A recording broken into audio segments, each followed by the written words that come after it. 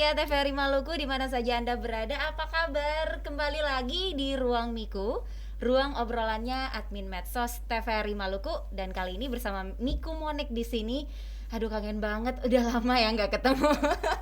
Oke, seperti biasa dalam 30 menit ke depan kita akan ngobrol-ngobrol santai tentang topik-topik yang menarik, inspiratif dan juga edukatif nih. Nah, kira-kira hari ini kita bakal bahas apa ya? Oke. By the way, hari ini kita punya 2 tamu spesial yang sudah hadir di Ruang Miku. Nah, beliau-beliau ini datang dari tempat yang jauh ternyata. Bukan orang Ambon asli, guys. Ya udah, kita akan kenalan dengan kedua narasumber kita untuk membahas satu topik yang sangat-sangat menarik, yakni tentang solusi tepat bangkitkan UMKM pasca pandemi. Bagus banget nih buat teman-teman Miku semua yang punya jiwa entrepreneur dan pengen ditolong untuk kembali lagi, aktif lagi, hidup lagi usaha-usahanya nih. Langsung saja Monik perkenalkan untuk narasumber kita yang pertama. Ini ada Pak Bagong Iswanto selaku Kepala Kantor Pelayanan Perbendaharaan Negara KPPN Ambon. Selamat datang. Halo Pak. Selamat datang Mbak Monik. Selamat datang para pemirsa TVRI Maluku dan juga khususnya sahabat Ruang Miku. Ruang Miku. Betul sekali. Salam sehat selalu. Salam sehat selalu. Terima kasih Pak. Ini pastinya senyumnya udah sumringah banget, tapi sayangnya ini ya ditutup sama masker. Ntar mau dilihat senyumnya Pak. Tenang aja Pak. Oke, yang kedua ini narasumber kita ada Bapak Muhammad Soleh selaku Kepala Seksi Pembinaan Pelaksanaan Anggaran 2A Bidang Pembinaan Pelaksanaan Anggaran 2 Kantor Wilayah Direktorat Jenderal Perbendaharaan Provinsi Maluku. Selamat datang Bapak. Terima kasih Mbak Monik. Selamat siang pemirsa sekalian. Terima kasih. Sama-sama Pak, kita tutup programnya. Oh, iya. Udah, terima kasih Langsung duluan. Apa kabar Bapak-bapak? Sehat? Alhamdulillah. Alhamdulillah. Sehat, Mbak. Baik, ini datang Selalu semangat semangat. Pak. Tapi ini boleh tahu datang dari mana aja, soalnya kayak logatnya agak beda sendiri Oh, dari iya, Monik benar. ya. Dari Pak Is dulu, Pak Is. Iya. Ini asalnya dari mana sih Pak? Ya, perkenalkan ya teman-teman semuanya. Saya asli Pak Iswanto, asli dari Jawa Timur, Lumajang. Oh. Mungkin kemarin Baik. ada erupsi Gunung Semeru. Nah, saya nggak jauh dari situ. Oh, Tapi oke. alhamdulillah semuanya Baik-baik selamat. aja ya Pak. Alhamdulillah, puji Tuhan. Baik. Jadi Jawa asli Timur. dari Lumajang, Jawa Timur. Oke, dari Jawa Timur jalan-jalan sampai ke Indonesia Timur di sini Ambon Maluku tercinta. Kalau Pak Soleh? Kalau saya sebenarnya sama dengan beliau. Asli dari Jawa Timur. Oh, Cuman oke. beda kabupaten. Saya dari Jombang. Oh. Nah, bagi mungkin warga Maluku pasti tahu presiden kita Pak Gus Dur. Nah, beliau itu di sana di Jombang. Oh. Kalau ziarah ke makam beliau pasti nanti lewat tempat saya. Baik, satu kompleks ya, anak-anak kompleks. Oke, saya mau lihat senyumnya yang manis-manis itu Pak. Sorry, boleh dibuka maskernya? Oke, 1, 2, 3, tada. Wow, aduh, ternyata ya senyumnya. Mana Pak Is dulu, Pak Soleh, asik. Oke, karena topiknya hari ini agak berat ya Pak Is dan Pak Soleh. Jadi kita harus semangat dulu di awal ya, supaya bisa membahas, memberikan informasi, mengedukasi pemirsa setia TVRI Maluku, dan informasi yang penting nih yang mau dibawakan dari Pak Is sama Pak Soleh.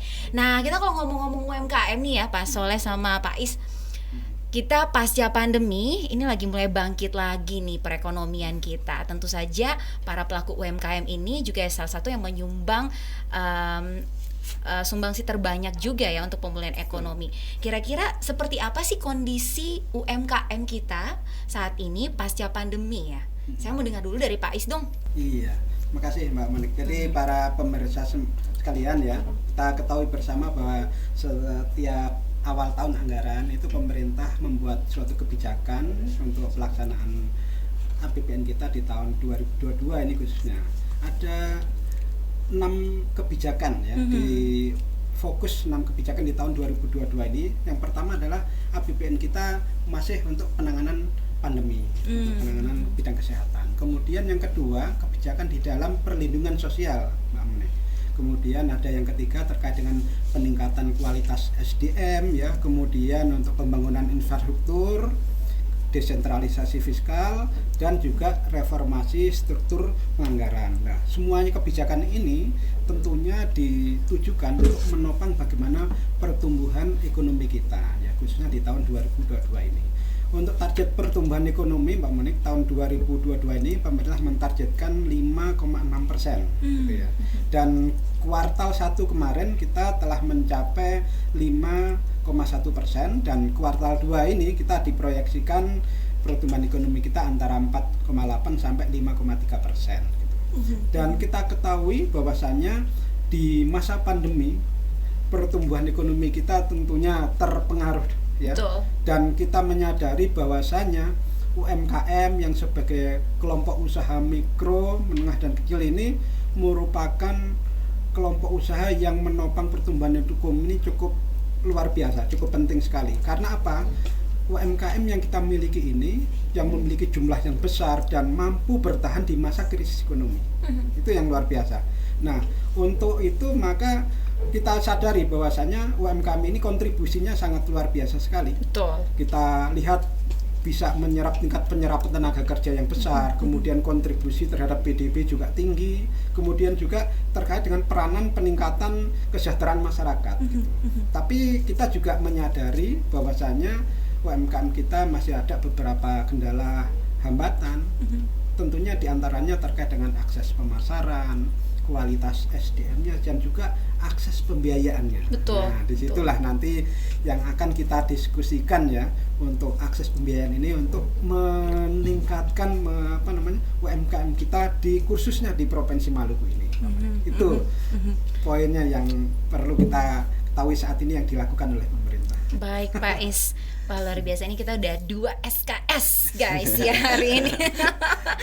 Baik, jadi kesimpulannya memang pemerintah ini udah menaruh perhatian yang cukup besar juga untuk kebangkitan perekonomian, salah satunya dengan membiayai kebijakan untuk membiayai UMKM makro dan mikro gitu ya Pak. Saya mau ketahui dulu dari Pak Soleh, Pak Soleh, seperti apa sih kebijakan ekonomi makro nih khususnya kepada UMKM, yaitu pembiayaan UMKM gitu. Ada kebijakan-kebijakan apa yang sudah dilakukan pemerintah sejauh ini? Secara umum ya, kalau kebijakan terkait pembiayaan tadi kan sudah dijelaskan Pak Faiz. Jadi kita itu ada namanya pembiayaan KUR dan UMI ya. Jadi kebijakan-kebijakan itu fungsinya itu tadi, bagaimana kita membangkitkan UMKM kita di masa yang pandemi seperti ini gitu.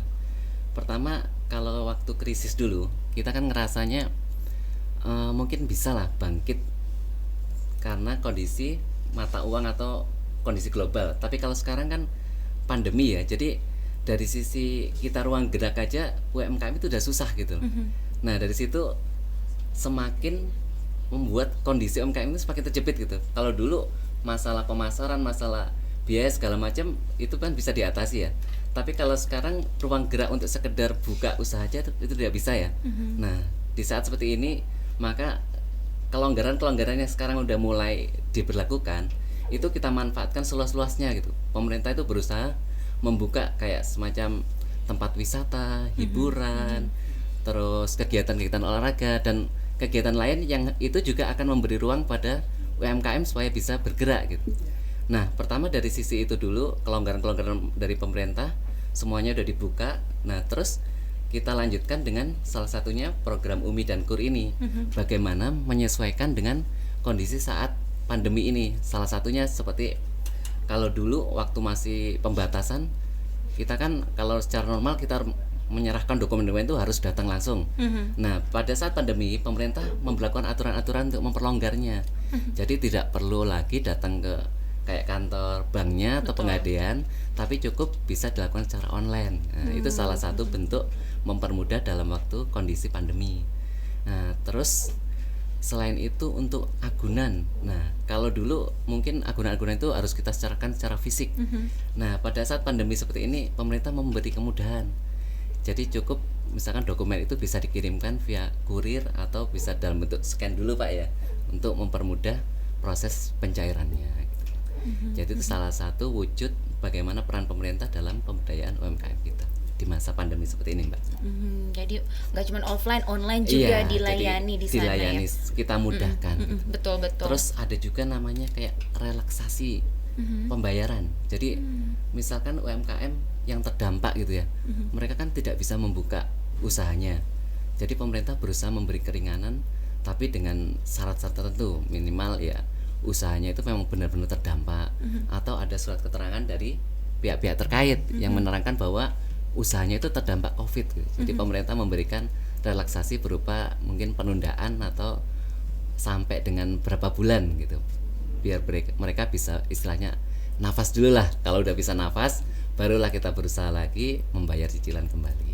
Nah, itu salah satu wujud kepedulian pemerintah terhadap UMKM gitu, Mbak Moni. Juga kami tambahkan, Mbak Moni. Jadi dengan kondisi pandemi tadi, pertumbuhan ekonomi kita agak terpengaruh gitu ya. Kemudian UMKM memiliki peran yang luar biasa di situ, menopang pertumbuhan ekonomi. Maka disitulah pemerintah hadir gitu ya.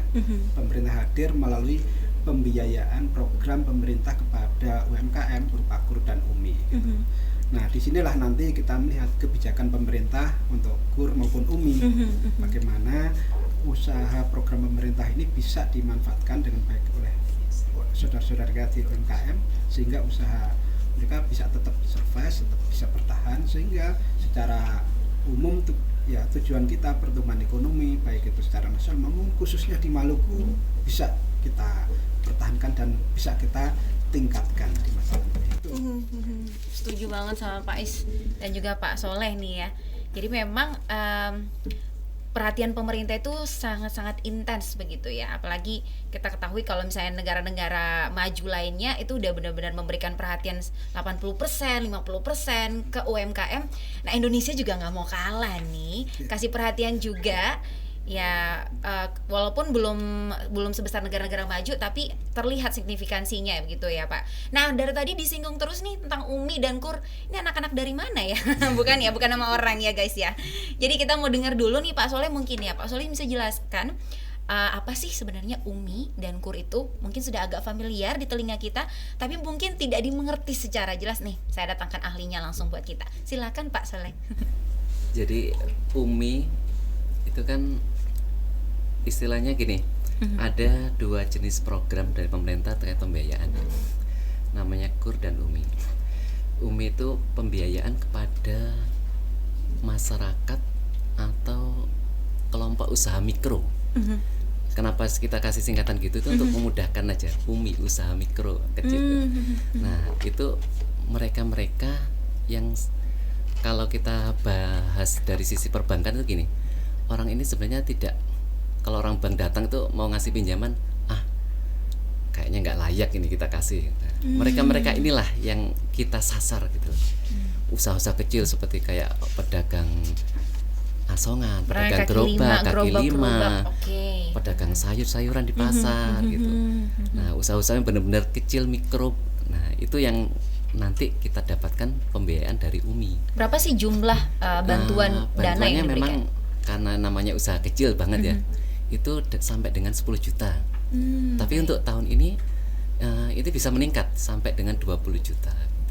Itu untuk UMI. Nah, untuk KUR itu ada beda sedikit, karena dia itu sasarannya memang mereka yang dapat penyaluran dari bank. Jadi penyalurnya memang dibedakan. Kalau UMI itu dari lembaga keuangan non bank.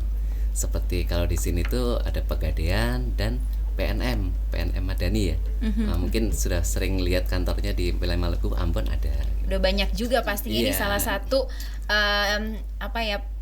yang memiliki nasabah terbanyak juga nih, PNM ya. Keren banget. Itu sampai dengan ke masyarakat ujung-ujung pulau pun ada. Kalau bank kan istilahnya kalau di Maluku ini mungkin yang paling besar mungkin BRI ya, yang bisa sampai ke pulau-pulau terluar gitu. Nah, itu salah satu program UMI itu untuk mensiasati itu. Kalau mereka tidak ada cabang bank di situ, mungkin bisa memanfaatkan Pegadaian dan PNM. Dan juga mereka-mereka yang tidak bankable, istilahnya tidak layak kalau orang bank memberikan pinjaman. Nah, itu dari UMI. Nah, kalau KUR, nah itu penyalurnya dari pihak perbankan. Nah, mereka-mereka yang melakukan semacam seleksi gitu Mbak. Kalau kita misalkan mengajukan pinjaman kredit ke bank, mereka sendiri yang memilah. Syarat-syaratnya ya mungkin secara umum hampir mirip. Ada administrasinya ya, kayak kartu keluarga atau KTP.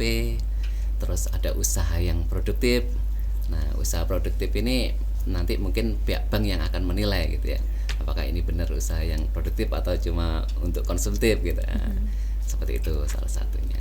Terus masalah izin usaha, mungkin Pak Bais, kalau dulu kita kan kaku ya, namanya usaha itu harus benar-benar sudah ada wujudnya atau apa. Nah kalau sekarang kan zaman modern, istilahnya semua serba jat-jat ya, udah ada usaha online kayak Shopee, Tokopedia, atau ojek online. Nah itu sekarang kita nggak perlu lagi izin usaha dari mana-mana, cukup dari istilahnya akun kita di Topet atau di Shopee itu udah bisa dianggap sebagai usaha, bentuk usaha kita gitu.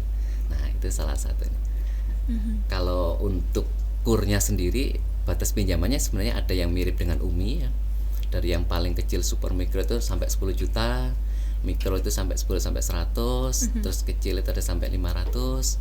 Terus ada untuk kur khusus, dan ada juga kur untuk pegawai kita yang ada di luar negeri, TKI. Nah, jadi kalau boleh saya tambahkan ini Mbak Monik, Silakan Pak Is.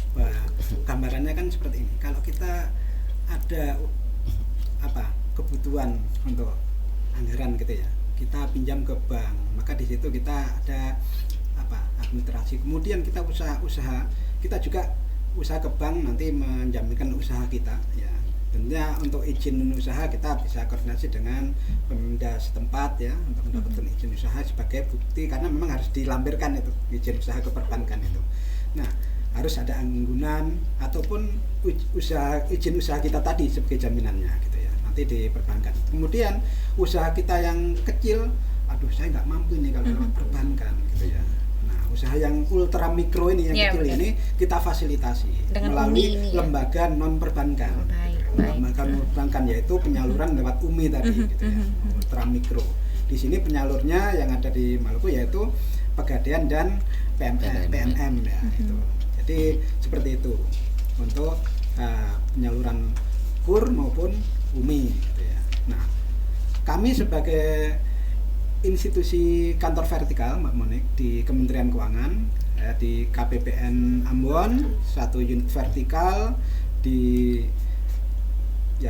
Kota Ambon ya, kemudian Mas Soleh di Kanwil Dijen Perbendaraan Provinsi Maluku ya, kantor wilayah juga sebagai kantor vertikal di daerah di bawah Kementerian Keuangan memiliki tugas dan fungsi untuk melakukan monitoring dan evaluasi, pembinaan juga, dan juga pemberdayaan kepada UMKM kita. Melalui apa? Kita dari kegiatan monitoring dan evaluasi itu bisa mendata debitur kita seperti apa. Kemudian kita koordinasi dengan para penyalurnya. Ya, koordinasi dengan para penyalurnya untuk meningkatkan penyaluran ke para UMKM dan juga kebijakan-kebijakan yang diambil oleh pemerintah terkait dengan KUR dan UMI ini. Mungkin nanti bisa kita bahas di sini juga kan, kebijakan itu kita bisa sosialisasikan, kita sampaikan ke para UMKM tadi. Ada kebijakan baru ini, sehingga mereka menjadi memahami ada kebijakan yang baru yang bisa mereka manfaatkan. Gitu. Baik. Jadi sebenarnya KUR dan UMI ini sama-sama menyasar untuk UMKM mikro, tapi pendanaannya aja yang beda ya. Satunya dari bank, satunya dari satunya dari atau pajak, dananya itu dari BLU PIP, yaitu dari unit di kantor vertikal kami di Dijen Perbendaraan. Kami ada BLU PIP, dananya dari sana, yaitu BLU Pusat Investasi Pemerintah atau kita biasa sebut PIP gitu ya, Pusat Investasi Pemerintah. Nah, dana dari BLU PIP ini yang dititipkan ke para penyalur non perbankan tadi, betul. ke Pegadaian, ke PMN gitu ya, kemudian untuk bisa dimanfaatkan oleh masyarakat gitu. Exactly. Baiklah, berarti udah kita ketahui bersama dulu nih ya, ada KUR dan juga UMI yang bisa kita manfaatkan khususnya untuk teman-teman usaha mikro. Nah, kita mungkin mau tahu dulu nih seperti apa mekanismenya untuk bisa mendapatkan dana-dana bantuan dari pemerintah tersebut nih. Pak Soleh ini lama-lama diperhatikan kayak Mas Nadiem Makarim ya. Menteri Pendidikan Mas Menteri ya. Mas Menteri. Aduh, silakan Pak. Jadi tersandung, Mbak. Tersanjung Pak, tersanjung. Iya baik. Jadi gini Mbak, KUR dan UMI itu kan yang membedakan tadi salah satunya penyalur ya. Jadi untuk mendapatkan istilahnya kalau kita mau daftar, misalkan Mbak Monik mau nyoba lah ini ya. Ini ada 2 cara ya. Yang pertama bisa langsung datang. Jadi misalkan mau daftar KUR gitu, Mbak Monik bisa langsung datang ke kantor penyalur-penyalur kita. Jadi kalau perbankan yang bank pemerintah, di sini tuh ada Bank BRI, BNI, Mandiri dan BTN. Nah, itu bank-bank pemerintah yang khusus menangani KUR gitu ya. Itu nanti Mbak Monik bisa langsung datang ke CS-nya sana, menanyakan langsung kami mau daftar program KUR gitu. Nah, nanti akan diminta, biasanya ada persyaratan-persyaratan yang harus dilengkapi. Kalau secara umum ya seperti yang tadi kita sebut di awal ya. Pertama ya administrasi, KTP, KK, terus kedua izin usaha. Nah, terus yang ketiga mungkin ini Pak ya, istilahnya persyaratan agunan kalau ada sesuatu yang bisa dijaminkan. Nah, nanti dari pihak bank akan menilai kita. Kalau berdasarkan wawancara saya dengan pengguna KUR yang pernah kita datangin, itu mereka biasanya disurvei dulu. Jadi dari pihak bank itu akan mendatangi rumah atau usaha mereka. Jadi didatangin dulu, mungkin mereka menilai kira-kira usahanya ini potensinya gimana. Nah, dari situ mereka akan mempertimbangkan apakah mereka ini layak di bagian KUR ini dengan angka misalkan pinjaman. Kalau kita misalkan Mbak Monik ngajukan 100 juta, padahal usahanya cuma jual sayur-sayuran kecil di depan rumah. Nah, mereka juga akan memikir, apakah layak 100 juta untuk usaha ini gitu. Nah, mereka sendiri akan menentukan. Jadi nggak semuanya pinjaman itu akan ditolak atau tidak sesuai, lebih kecil atau itu tergantung penilaian mereka. Bisa aja sama dengan yang kita ajukan, bisa aja lebih kecil atau bahkan mungkin bisa lebih besar. Ada beberapa kasus ternyata dikasihnya lebih besar dari permintaan. Karena pihak banknya merasa yakin gitu. Apalagi misalkan orangnya bisa meyakinkan. Misalkan kayak Mbak Monik ini pintar ngomong ini, Pak saya ini usahanya omsetnya sekian-sekian. Pihak banknya merasa yakin, oke, mereka bisa menyetujui lebih dari yang kita ajukan. Gitu. Kalau UMI bisa langsung datang ke Pegadaian atau ke kantor PNM terdekat. Seperti itu Mbak Monik. Wow, keren banget ya. Udah jelas banget. Mau ditambahkan Pak? Mbak Monik, jadi syarat untuk UMI yang pertama adalah memang tidak dalam sedang pembiayaan program lainnya gitu ya. Jadi kalau kita sudah mengambil KUR, memang nggak bisa mengambil UMI, harus salah satu. Memang harapan dari pemerintah agar semuanya merasakan secara bersama-sama begitu ya. Jadi tidak dimukuli usaha tertentu. Jadi kalau sudah mendapatkan KUR ya nggak dapat UMI gitu. Tapi kalau sudah dapat UMI ya nggak bisa mengambil KUR gitu. Jadi nggak double pembiayaan. Itu yang pertama. Yang kedua, warga negara Indonesia. Yang ketiga, memiliki izin usaha. Itu aja persyaratannya, 3 itu. Kemudian nanti jelas kalau disurvei ya. Tapi pada prinsipnya ya, para perbankan memiliki kewajiban untuk mencapai persentase RIP kredit mereka. Jadi dari kredit yang mereka keluarkan tahun 2022 ini minimal 20% wajib KUR. Wajib KUR. Jadi mereka itu ditagih. Kami di Kementerian Keuangan dan juga dengan Menko Queen ya, untuk itu monitoring terkait dengan terkait dengan capaian kredit KUR di perbankan. Kalau mereka nggak bisa mencapai apa, itu yang kita koordinasikan dengan mereka. Tapi mereka ada kewajiban itu Mbak. Gitu. Baik. Tahun ini minimal 20% dari kredit yang mereka terbitkan, wajib 20% itu tercapai. Baik. Nah kalau untuk Maluku sendiri nih ya Bapak, untuk para UMKM ini apakah sudah banyak juga yang mengusulkan untuk pendanaan UMI sama KUR ini ya Pak? Terus kuotanya seperti apa sih untuk Maluku ini Pak? Iya, kalau di data di kami di tahun 2022 ini ya sudah tercatat ada 27.900-an sekian UMKM di wilayah di wilayah Maluku, dan yang terbesar di Kota Ambon memang. Kurang lebih 25.079 UMKM yang sudah mendaftarkan UMI dan KUR gitu. Kemudian untuk data penyaluran UMI per Juli saat ini itu kita untuk di bulan Juli kurang lebih di khusus tahun 2022 ini ada penyaluran 5,8 miliar yang sudah kita salurkan. Untuk kotanya gimana? Kita tidak membatasi kota untuk satu wilayah, Mbak Menik. Jadi baik. kita mendorong masyarakat kita semakin banyak yang membuka usaha dan bisa memanfaatkan kebijakan-kebijakan yang program-program kebijakan yang dikeluarkan oleh pemerintah gitu. Semakin banyak UMKM kita tumbuh, semakin akan menopang pertumbuhan ekonomi kita dan semakin baik hal itu gitu. Untuk BLUPIP sendiri untuk UMI kita mentargetkan debitur kita tahun ini 2 juta debitur. Wow. Nah, jadi kita mentargetkan itu. Jadi masyarakat yang memiliki usaha ya pengen mengambil UMI langsung menghubungi, tidak ada batas kota. Berapa sih pengusaha yang kita kasih pinjaman di Maluku ataupun khususnya di Ambon ini, nggak ada. Kita mentargetkan tadi itu 2 juta debitur di tahun ini. Keren, mantap banget deh Pak Is. Jadi tidak perlu khawatir. Masih banyak Masih kuotanya banyak. guys. Jangan tunggu lama-lama.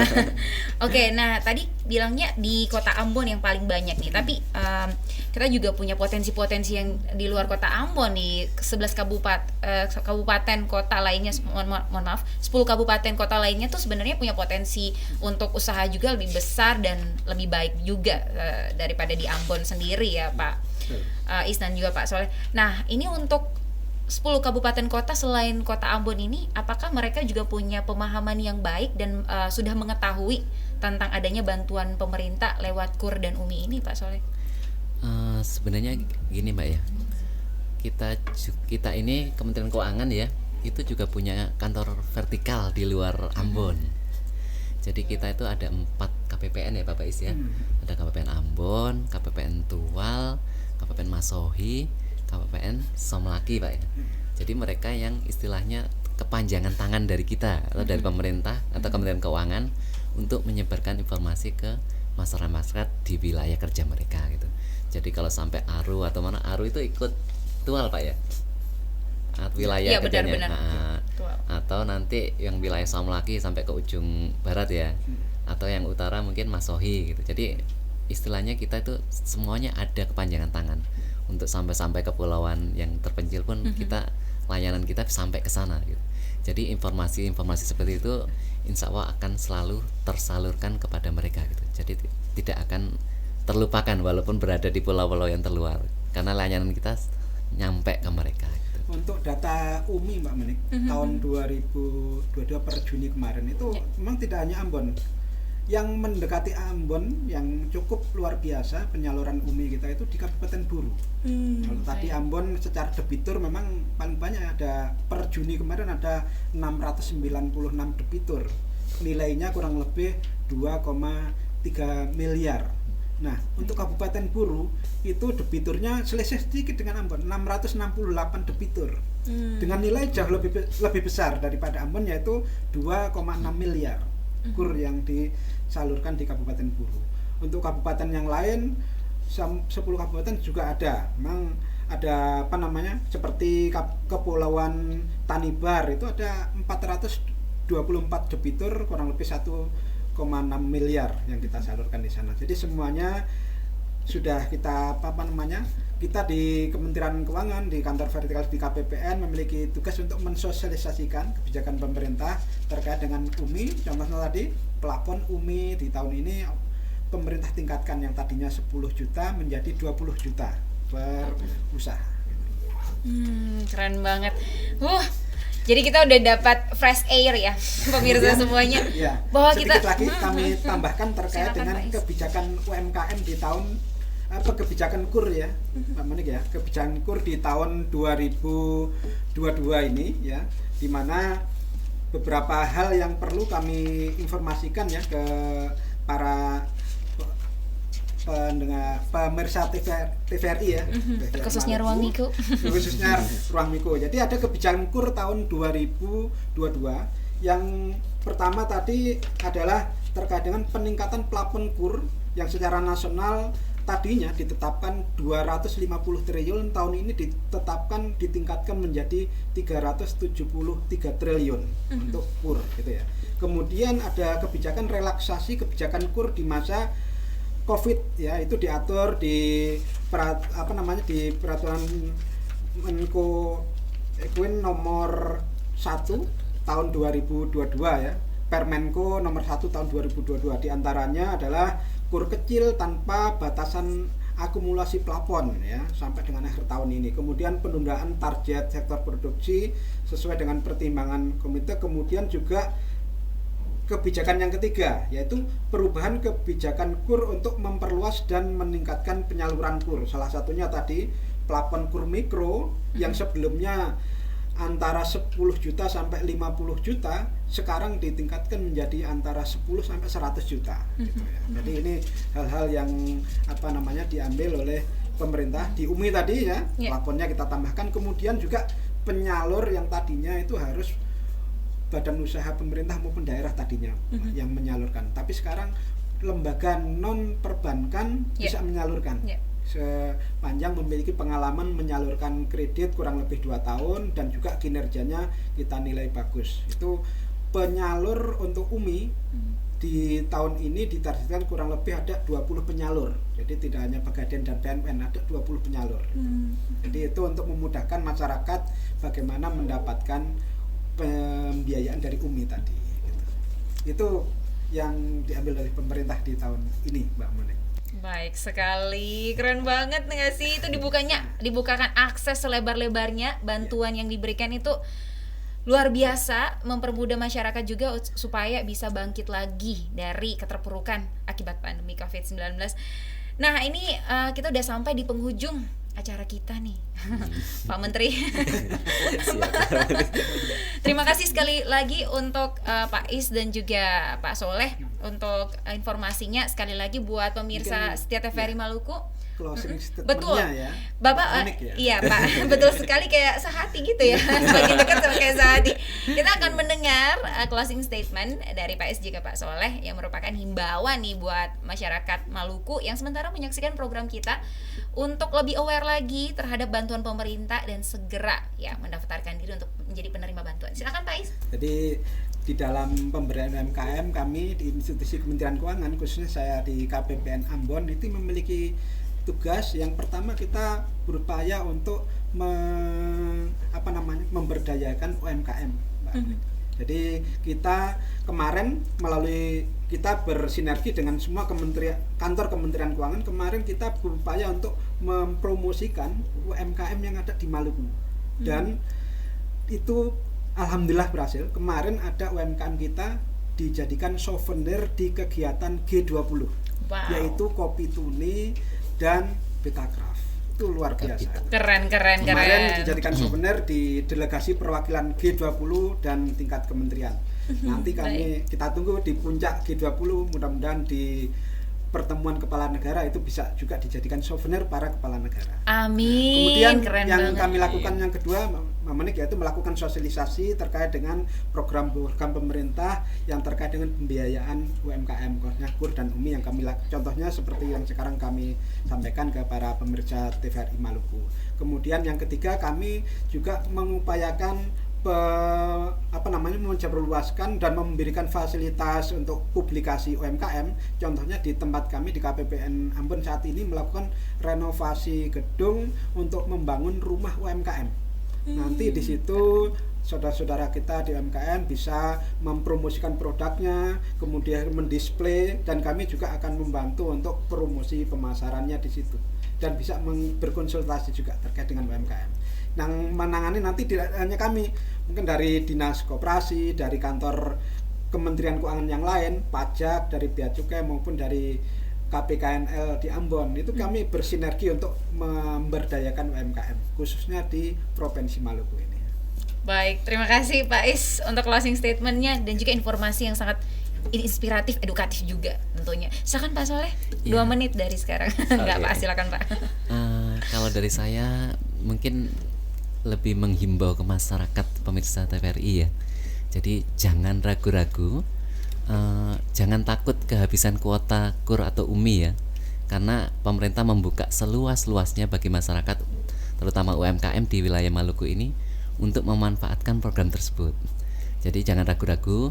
Kalau Anda tidak sempat datang ke kantor Pegadaian atau ke PNM, ke bank-bank penyalur, sekarang juga bisa dilakukan secara online. Misalkan kayak KUR BRI, nanti silakan buka aja webnya BRI, nanti ada pilihan KUR BRI, silakan mendaftar lewat situ. Atau di bank-bank lain silakan dibuka websitenya masing-masing. Jadi jangan ragu-ragu lagi. Mungkin bagi anak-anak muda nih di wilayah Maluku yang ingin punya usaha atau ingin mencoba memanfaatkan program ini, silakan datang. Jangan lupa untuk membantu juga. Mungkin ada saudara-saudara yang mungkin agak gaptek masalah teknologi untuk menggunakan HP, mendaftar segala macam, tolong dibantu juga untuk mendaftarkan agar bisa mendapatkan kredit tersebut. Mungkin saja Mbak Monik, terima kasih. Baik, terima kasih Mas Menteri. Aduh. Luar biasa sekali, sangat menginspirasi dan juga tentunya bisa membuka wawasan kita lebih aware lagi tentang bantuan pemerintah UMI dan KOR ya. Jangan lagi teman-teman semua yang sebentar menyaksikan atau Bapak Ibu Saudara sekalian yang menyaksikan punya pemikiran yang sempit. Kalau misalkan kita mau dapat bantuan dari pemerintah agak sulit, enggak lagi sekarang ya. Semuanya udah dipermudah, online offline dilayani, dari mulai perbankan, non perbankan juga sudah tersedia siap melayani untuk mendapatkan bantuan dari pemerintah UMI dan KOR. Terima kasih sekali lagi untuk kedua narasumber kita, Pak Soleh dan juga Pak Is. Sehat-sehat terus ya. Kita akan ketemu lagi di lain kesempatan ya. Baik, terima kasih sekali lagi.